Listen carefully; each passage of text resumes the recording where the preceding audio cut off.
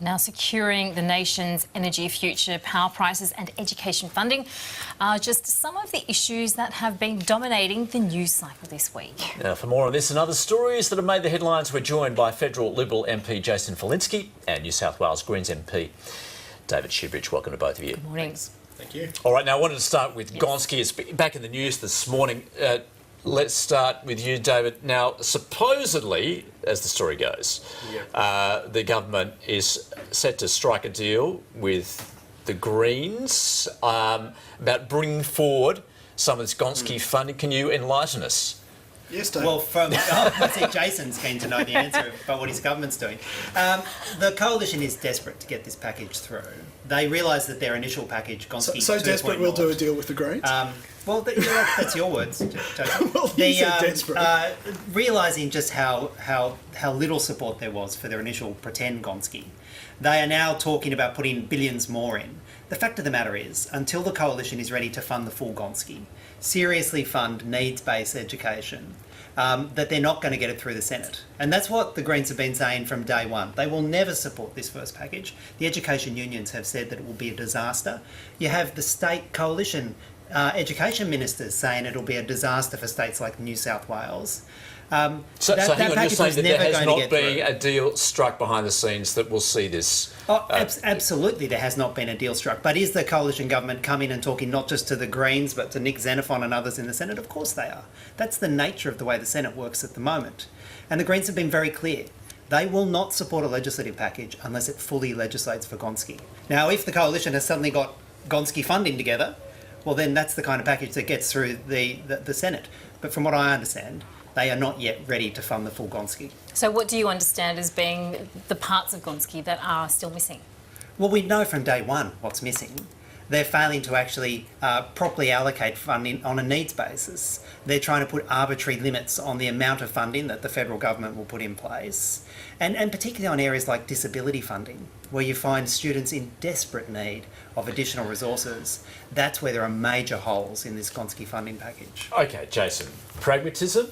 Is the government looking to make this deal? Because, look, essentially, this is the issue that Labor wants to take to the next election. So clearly the government would like to deal with it, put it aside, say, OK, education's on track. What sort of a deal is the government prepared to do with the Greens? Well, it doesn't sound like there is any deal that we're doing with the Greens, but look, we just want an education package that improves educational opportunities and outcomes for all Australian children, no matter where they may be. This package, let's keep in mind, that's been announced, has $18.6 billion more funding for schools right across Australia. It has major reform for disability funding. It has more need. It takes funding for state government public schools, which, let's not forget, is meant to be funded by state governments. From the Commonwealth's contribution is going up to 20% in every state and territory across the country. It does a lot of work around finalising the Gonski package that was first announced. It has the support of David Gonski, has the support of Ken Boston, has the support of Catherine Grant. It does have the support of David Gonski. It does have the support of David Gonski. So it has the support of the three people who wrote the first Gonski 1.0 report. It has this, David Gonski will undertake more discussions around some of the mechanisms that we have around needs-based funding in terms of moving forward. This is about stopping the argument about funding, because let's keep in mind, we are spending more money on education now than we ever have in our nation's history, and educational outcomes have decreased in that period of time. What, though, of your concerns that you've raised, David, Jason, about the way that the funding is targeted? Is it actually going where it's needed most? Well, look, if you agree with needs-based funding, then yes, it is. But that doesn't mean there aren't ways that you can improve. So at the moment, you're getting right into the long weeds here. There's capacity to contribute curves. There's the SES scores that are used to determine where schools fit in terms of needs-based funding. There's also determinations around how remote the school is, level of disability, number of Indigenous children that you have, sort of those profound levels of disadvantage, and creating funding which is about supporting programs that help people get the sort of educational opportunities that they require. But at the core of it, there's an ideological disagreement, and we heard Jason say it then. State schools, public schools, should be funded by state governments, effectively having the path of the coalition is to have Commonwealth funding really focused on independent and private schools. And that's the ideological debate. Most people in the education sector don't say that public schools should only be funded by state governments, which are almost inevitably cash-strapped. This is really about an ideological battle. Should both layers of government, state and federal, be pulling their weight and primarily focusing on public education, which is where the needs really are? Should both those levels of government be fully committed to public education, or should we be having this divisive debate that the Commonwealth is really focused on private schools and the poor old struggling states should be paying for public education? That's the ideological debate. And that's fair enough, and you're absolutely right. That is the divide here, and I fundamentally disagree with you. The federal government is in major deficit. Most states are in major surpluses. Your idea that you guys are struggling is just farcical, frankly, and the fact of the matter is there are a lot of non-government schools, in fact a lot of non-government schools that deal with students with profound disabilities and profound disadvantage, and there we have our ideological differences. All right, agree to disagree. All right. Oh yeah, we do. Yeah, we do. Yeah. Let's move But we're doing a deal with the Greens. I don't know. Let's move to the other hot button Yes. issue dominating politics at the moment, energy policy. Yeah. Yes. Now, Jason, the Finkel report came out. How is this debated in the party room?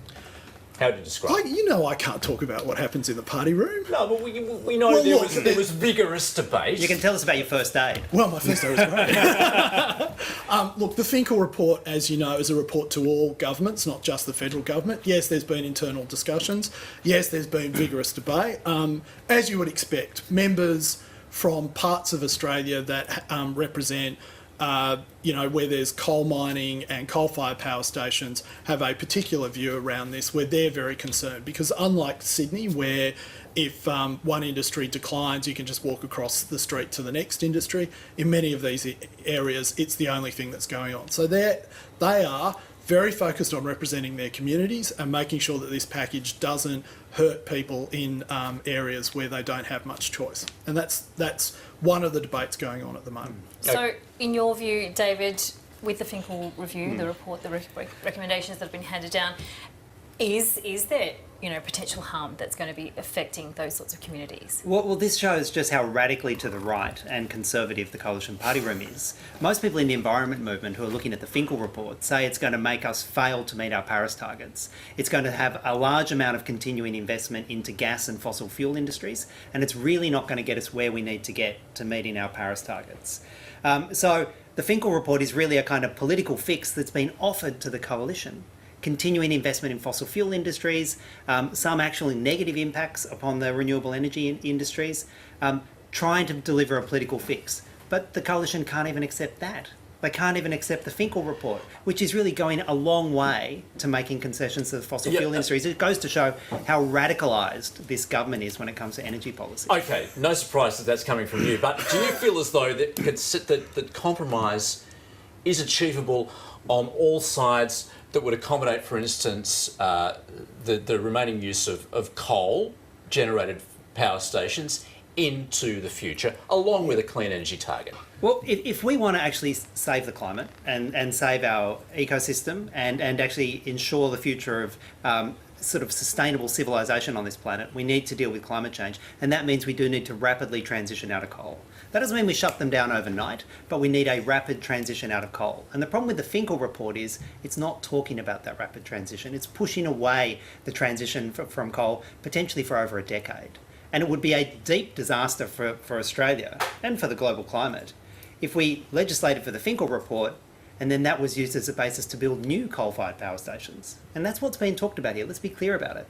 The Finkel report can allow for new coal-fired power stations to be built, and that would be a disaster. And of course, we can't ignore the backdrop to all of this as well, with news that we're going to see price hikes on people's energy bills. So, with those factors also being taken into account, it does create quite a thorny problem. Yeah, so David says that the Finkel report is a political fix, and as you can see, it's working already. We're both working together on it. But yes, that is the backdrop. You've got uncertainty in the marketplace at the moment. So what is happening is people are sitting on the sidelines and not investing in just maintaining the coal-fired power stations we have. So that means that you have costs going through the roof. In the gas sector, and this is gas is for energy, but it's also for things like medical procedures. And we've had, 5 state governments basically put a moratorium on even conventional gas exploration. So what the Finkel report is about doing is about creating a framework that reduces greenhouse gases, that's absolutely true, but also gives people a framework in which they can invest in energy markets sensibly. I think the thing that David and I would agree on 100% is that when you look at what's going on with renewable technologies at the moment, it's not hard to see that in the next few years you will see the vast majority of energy coming into the market being renewable. And indeed, for the last 5 years, all the extra capacity that's been added has been renewable. The problem you have is that it's variable, and that's why you need baseload energy. And a clean energy target. Absolutely. Well, we've got that already, so it would just continue. Yeah, we've got a target that was savaged by you, not just by the coalition. Labor joined with you in savaging the clean energy target. But look, Jason and I do agree that the additional power that's going to come on board is most likely to be renewable, even with the existing settings. The problem is the market at the moment is not actually planning for that surge in investment in renewable energy, and a complete failure. And I think it is a failure at both the state and the federal governments to plan for this renewable energy surge. We need to recognise reality. New generation is going to be renewable. How do we plan for that? How do we make it reliable? How do we help consumers?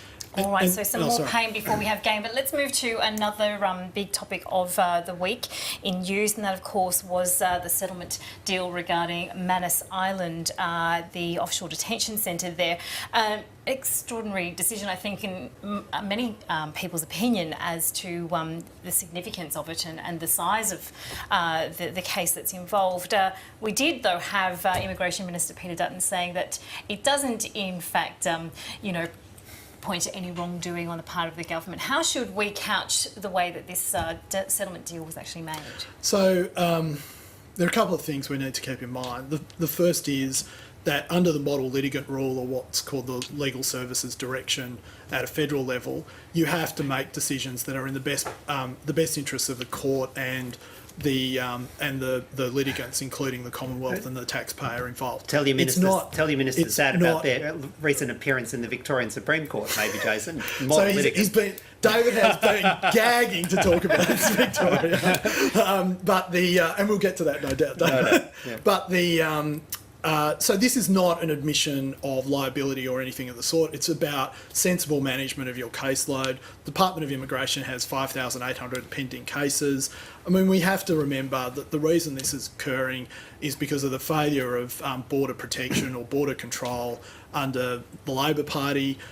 This government is moving to process and close the Manus Island facility as quickly as possible. Not quickly enough for many of us, I know, but we're going as quickly as we possibly can. And the one thing I will throw a bit of a bomb onto the table so David can talk about it, which is that a lot of that money is going to the law firm that represented those litigants. David. You don't pay the better part of $200 million to deal with a caseload issue. It was $90 million. To deal with a caseload issue. So we shouldn't have done it. We shouldn't have done it. You don't pay that amount of money. So you disagree? We shouldn't have paid that. No, money. Absolutely, you should pay it. You should pay it to deal with. So it was $90 million. Yeah, you should pay it to deal with fundamental human rights abuses. And that's true. And that's what the payment is for. It's not to fix up the caseload in the Supreme Court or the Federal Court. The $90 million is an acknowledgement that there were routine systemic human rights abuses that have cost Australia not just the $90 million here in this settlement, but billions and billions of dollars in running these appalling detention camps for over a decade now. This I think you would have hoped could have been an acknowledgement for the government that there has been a vast amount of human suffering caused by a misfiring of policy, because that's what this payment represents. A horrible amount of human suffering which will only be partially compensated by this payment. All right, just quickly before we go, look, I know you did want to talk about this subject, about the 3 ministers who are facing contempt for the criticism of the courts. Yes. Even speculation from some quarters that should these charges be brought, that essentially this could bring to the downfall of the Turnbull government. Yeah, okay, Jason, you're rolling your eyes. Oh, well, yeah, I mean, we can actually talk about meaningful and sensible policy, or we can come up with stories like this. It is not going to lead to the downfall of the government. There's not much I can say on the case without getting myself slapped with contempt charges and having to slap my way down to Melbourne. But, this is before the courts. It's not going to lead to the downfall of the government. It's just nonetheless regrettable from those ministers involved. Well, I think they've expressed regret to the court. At least that's what David tells me they've done. So, and I believe him because he's a lawyer. Well, it's look. I mean, I think the courts do an amazing job. In fact, it's one of the things that separates us as a civilised, rules-based society, that we have courts that politicians should be respecting and ensuring they can go about their business without being degraded and attacked by political banter. I accept that, but my question to you is, when judges start entering the political debate, does that mean that politicians aren't allowed to question them? It's that kind of comment which was directed at the Victorian court system, basically saying they were soft peddling for terrorists, which absolutely brings our courts into contempt. And the ministers turned up and they made statements of regret, but there does seem to be one word that coalition MPs have such a lot of trouble saying, and it was the word they couldn't issue to the court, and they should have. They should have said sorry, and they didn't. This is a conversation that will have to be resumed at another time, unfortunately. Always great to have you both. Well, I'm sorry we have to go. I've just hit the David Shoebridge and Jason Falinski, thank you both very much for joining us. Thanks so much. Thank you.